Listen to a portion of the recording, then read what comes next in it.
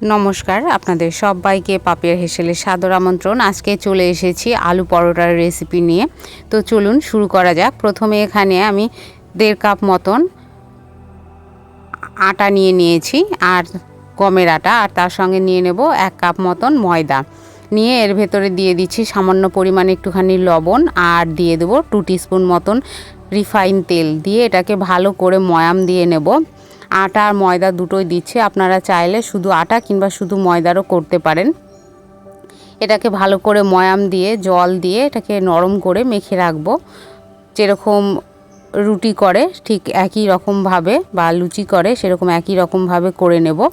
আর ময়দাটা খুব একটা নরম হবে না, আবার খুব একটা শক্ত হবে না, সেই রকম করে আমি আটাটাকে মেখে রেখে দেব।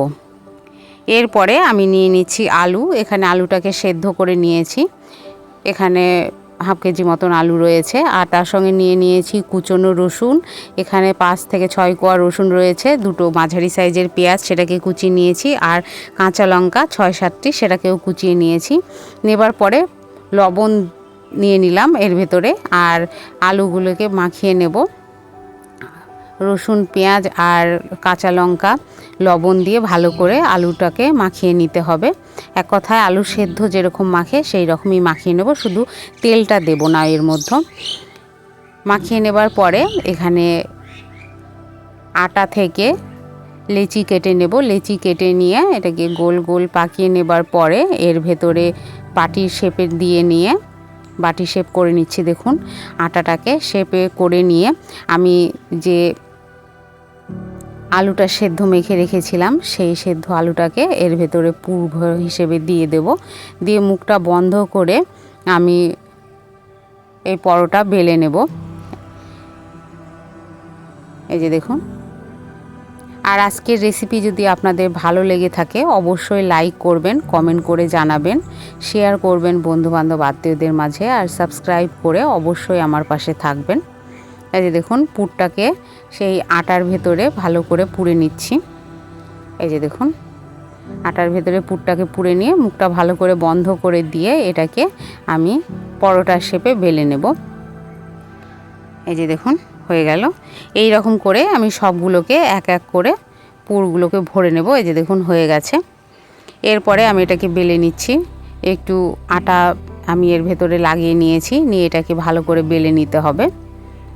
আর যখন বেলবেন তখন অবশ্যই পরোটাটা খুব একটা পাতলা করবেন না, তাহলে যে পুরটা বেশি করে দেওয়া আছে সেটা বেরিয়ে আসবে। সেজন্য এটা হালকা হাতে একদম পাতলা পাতলা করে না বেলে একটু মোটা করে বেলবেন। এই যে দেখুন, এই রকম করে বেলে নিতে হবে।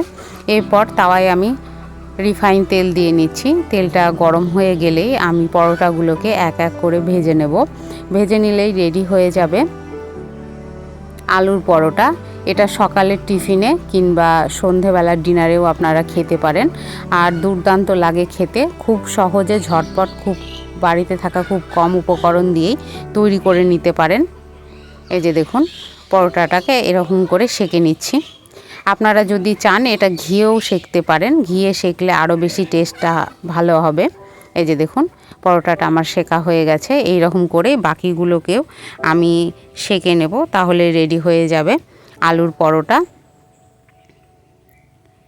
এই যে একদম রেডি। সম্পূর্ণ ভিডিও দেখার জন্য অসংখ্য অসংখ্য ধন্যবাদ।